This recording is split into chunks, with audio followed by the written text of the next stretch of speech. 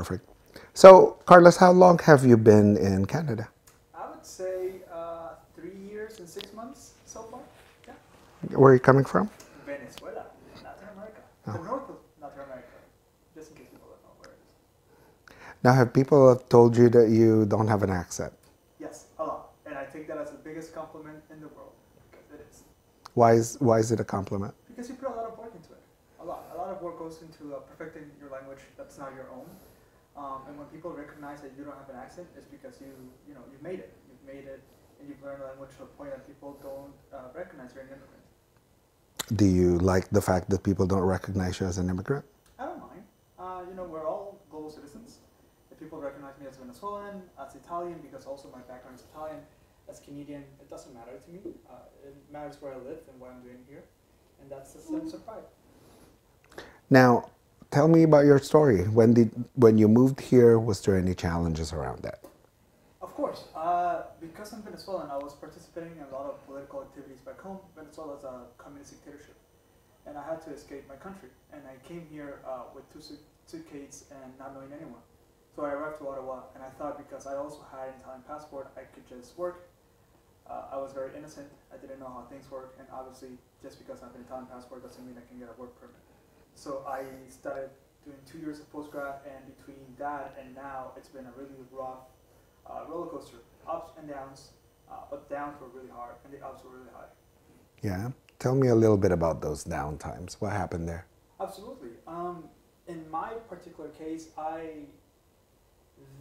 the help that you get from back home was limited, because of the political situation. So I was faced with all these problems by myself, and that meant working 1, 2, 3 jobs, plus going to postgrad, keeping myself busy, keeping myself always progressing. Starting from the bottom, like a very popular artist says. But yeah, it's been a rough challenge, but highly enjoyable. Mm-hmm. And what would be examples of the highs? Highs, wow. My latest high was when I got my health card. I know Cool. it sounds funny, but the health card was an amazing thing because I started here as a student, then I started here as a tourist, and then I got a student permit, and then I got a work permit, and I'm working towards my PR. And that health card is the fact that I put in the work in order to become more and more Canadian as time passes by, and that's been great. But obviously, graduating from college, getting a job at Shopify where I'm at right now, all of those things contribute to my highs. And getting my puppy, which I got a puppy like 5 months ago, so that's amazing. What kind of dog do you have? Australian Shepherd. Her name is Zelda. She's great. Good. Now, how often do you have you gone back to Venezuela? Nope, I haven't. It's been 3 years and a half basically without going home. Obviously, there's a lot of family I haven't seen. It's very hard for me. I don't have a passport. Venezuela doesn't have money to print passports. So if I go back, I can't get out of my country. So it doesn't make sense to go back. Yeah. How did you get an Italian passport? My dad. My dad is Italian.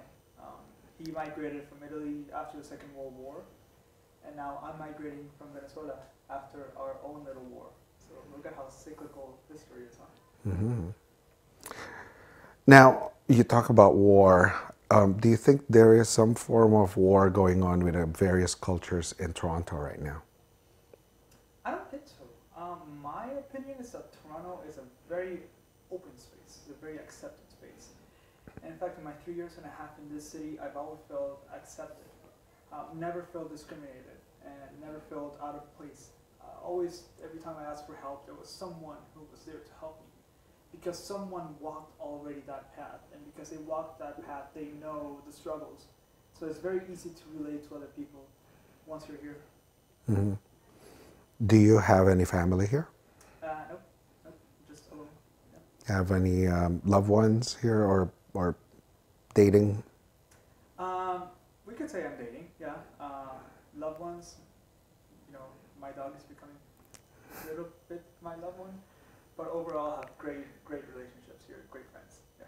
How is the dating scene here compared to Venezuela? It's horrible. Yeah, dating scene in Toronto. I don't know, maybe because I'm from a smaller city, and this is a very big city. It's a very fast-moving city, and I find that really hard. I find that dating scene in Toronto is very casual and very inorganic because you have social media apps or apps like Tinder and Bumble and stuff like that that makes the process of swiping a really fast thing. So the commitment is not there. And from people who have a romantic background, like romantic countries, Latin America, some countries in Europe, at least that's what people say, it's hard to connect sometimes. Now, you said about what's going on in, let's switch to workplace. Have you seen any differences in how people treat you at the workplace? In what way? Because you're an immigrant or newcomer? Gotcha. I've had, since arriving here, 15 different jobs, I would say. 15 different jobs, done everything in this country. And yes, I do believe that because you're an immigrant, you get less opportunities, and it's because of the simple fact that we started late. We started the game late. But overall, I think there is a lot of understanding where you're coming from, and I never feel discriminated in my workplace because of my background. However, I do think that the opportunities for immigrants are less than the opportunities for nationals. And just to give you an example, a national, someone who lives here, has access to OSA, and if they want it, they had the ambition, they could go to any university as long as they had the grades and pay minimum amounts to get that.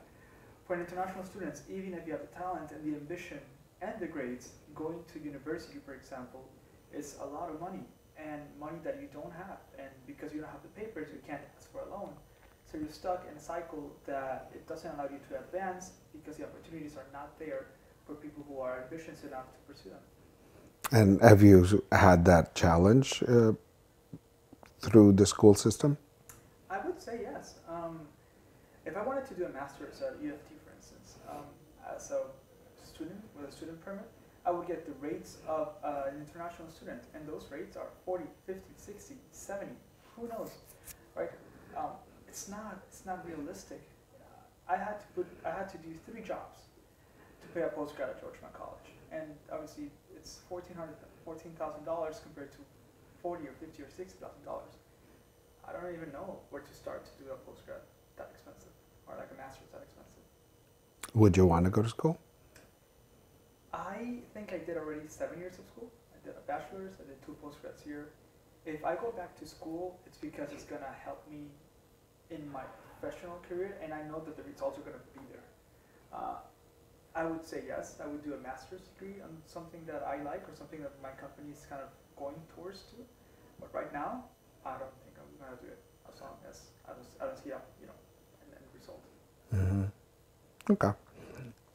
What would you say to your friends here?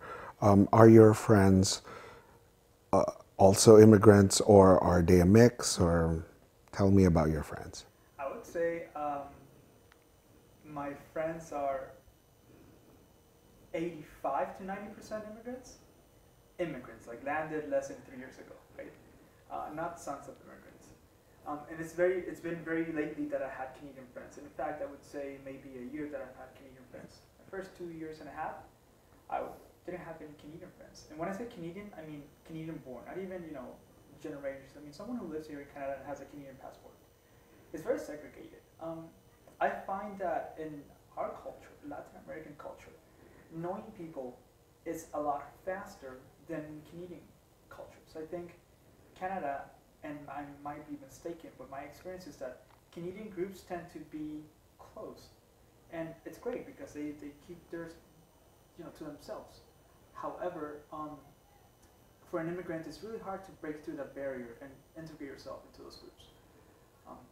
Obviously, things change. I've had Canadian friends that are amazing, but it's not the easiest culture to penetrate.